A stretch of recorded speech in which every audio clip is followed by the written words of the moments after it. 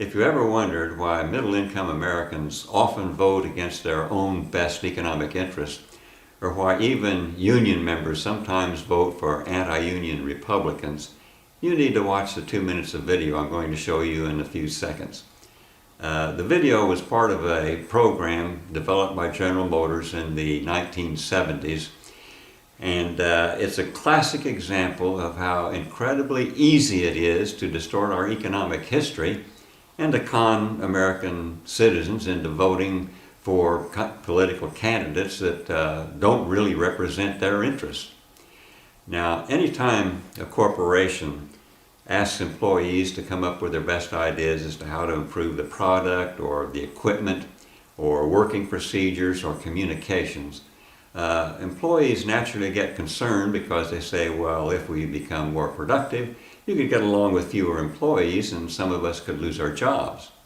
So this is how General Motors decided to address that concern. I think by now we all get the point. But what does it mean in real terms?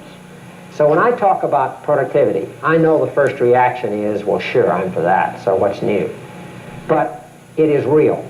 And you know why it's real? It gets right down, when you look at it, it gets down to people's jobs. You know, the reason we have jobs in this country is because of high productivity. The reason we have fewer work hours than we had before is because of higher productivity. Why do we work only a 40-hour week right now when we used to work 65? Because of productivity. That's the only way. Look at the other countries that don't have high productivity. They work much longer hours. Productivity got us there where we are. That's one point. It's real. And secondly, it helps to fight inflation.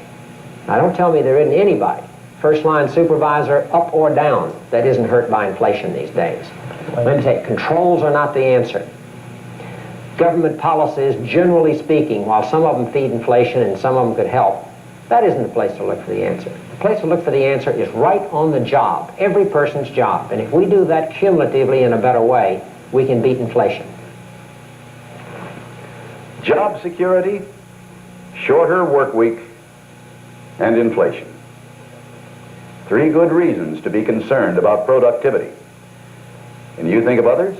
Bear in mind that this program was so successful for General Motors that they decided to profit from it and sell it to other corporations. And for probably a 2 to 3 year period, it was the most popular productivity improvement program in the United States.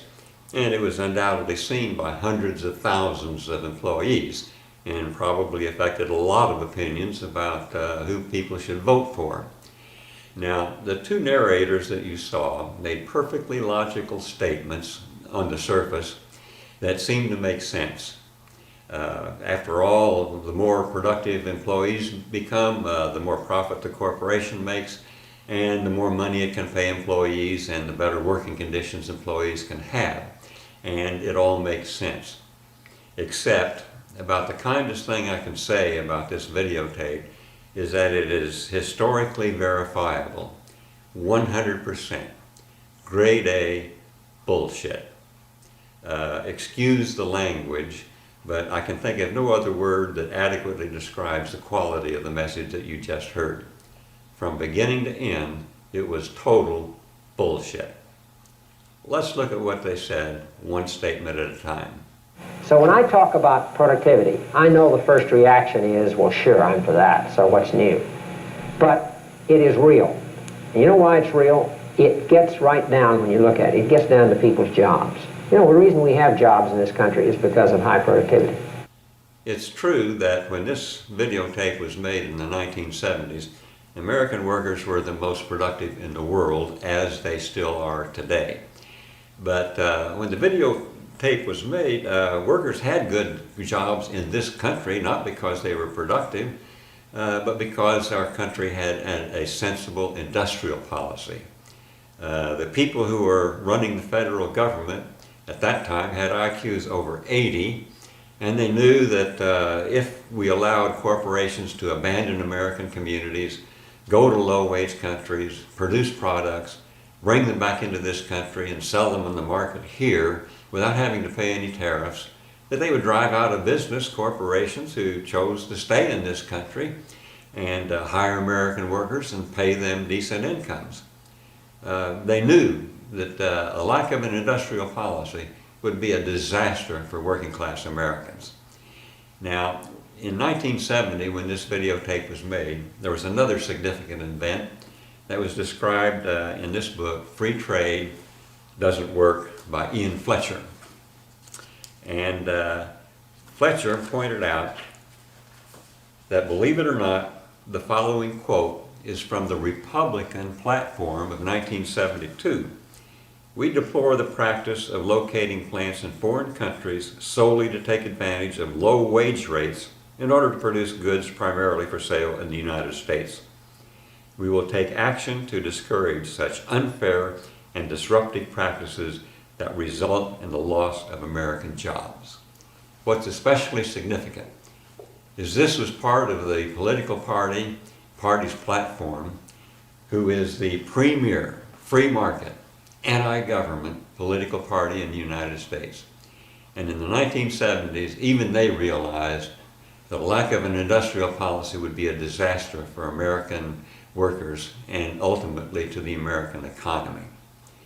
Now, today we have chronic unemployment, not because workers are not productive. In fact, the explosion in American productivity has broken all records, yet workers' wages are stagnating and even declining. And it has nothing to do with their productivity, it has everything to do with our federal government's trade policies. Now let's look at the next absurdity. The reason we have fewer work hours than we had before is because of higher productivity. Why do we work only a 40-hour week right now when we used to work 65? Because of productivity. That's the only way. There are only two kinds of people who can make a statement like that. They either have to be deliberate liars and hypocrites, or they've been conned by deliberate liars and hypocrites. The fact is that the 40-hour work week was not the result of worker productivity improving. In fact, it was the direct result of legislation by our federal government. Because in 1938, we had an unemployment rate of 19.9%. So a liberal President Roosevelt and a liberal Congress decided that work had to be spread out among more people. They also decided that corporate executives and their investors were taking too much of the benefits of worker productivity for themselves, and they weren't sharing nearly enough of it with their workers. So in 1938, the federal government passed the Fair Labor Standards Act. And according to that act, corporations could no longer work children under 16 in full-time jobs. They had to pay workers at least 29 cents an hour. And they said that if a corporation worked employees over 40 hours a week, they would have to pay them time and a half for overtime. So overnight, the 60-hour, 6-day work week was changed to 40 hours, 5 days. Now, naturally, Republicans had a conniption fit. The very idea, increasing labor costs in a depression, and socialism never works. And this was going to make investors take their money out of the stock market. You would have unemployment actually skyrocket from that point on, and it would create an economic Armageddon. Well, the opposite happened. And the Fair Labor Standards Act was a giant step in our nation creating the greatest middle class that the world has ever known. Now, incidentally, look what's happened since 1980. Since 1980, worker productivity and technological improvements have literally exploded. Yet we have chronic high unemployment in this country, and wages are stagnating or even declining. It's always political power and federal government protections of middle-income Americans that determine the living standards of workers and people who actually exert effort in earning a decent living in today's economy. Now, let's look at another false claim. Look at the other countries that don't have high productivity. They work much longer hours. Productivity got us there where we are. This is sheer nonsense. Workers in Colombia don't work long hours for low pay because they're not productive. They work long hours and they have low pay because over the last 25 years, over 2,800 labor union activists have been murdered in that nation. In 2010 alone, 51 labor union activists were murdered. Colombia just doesn't seem to be able to defend those people who agitate for better working conditions for their middle and low income citizens. And nations who allow the most wealthy and powerful people in their country to dominate the labor market totally never develop the kind of middle class that's necessary for a thriving society, and a society with long-term survival possibilities. Now, what is really unique about the United States is because from roughly 1932 to 1980, we had a federal government that protected the rights of its working class citizens. And we developed the greatest middle class that the world has ever known. However, in 1980, we reversed that process. And instead of our country trying to influence other nations like China, India, Mexico, Indonesia, those nations to improve their labor standards, the United States decided to lower its standards to the levels of Mexico, China, India, and Indonesia. Now let's consider what the narrator said next and compare it with the historical reality. That's one point. It's real. And secondly, it helps to fight inflation. Now, don't tell me there isn't anybody, first-line supervisor, up or down, that isn't hurt by inflation these days. Let me say, controls are not the answer.